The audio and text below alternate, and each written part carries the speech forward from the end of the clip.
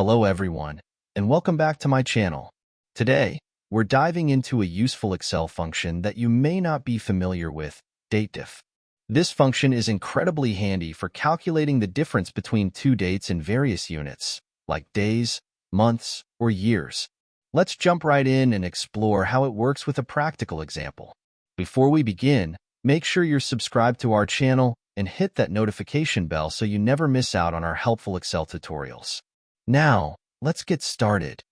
Here we have a simple Excel spreadsheet with a list of employees and their hiring and resignation dates. Our goal is to calculate the tenure of each employee in years.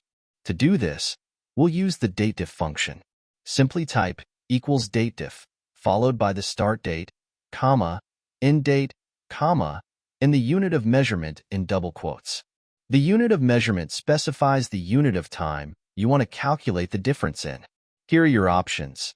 In this case, we want to calculate the difference in years, so we'll use Y as the unit. Now, let's quickly autofill this formula down to calculate tenures for all employees by simply dragging down. And just like that, we've calculated the tenure for each employee using the DATEDIF function.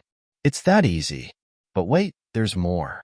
The DATEDIF function can also calculate differences in months and days. Let's say we want to calculate the tenure in months. We'll use the same DATEDIF function, but this time, we'll specify M as the unit and D for the days.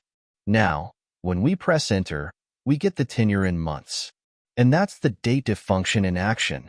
Whether you need to calculate the difference between dates in years, months, or days, DATEDIF has got you covered. Give it a try in your own spreadsheets and let us know how it goes in the comments below. Thanks for watching, and don't forget to like, share, and subscribe for more Excel tips and tricks. See you in the next video.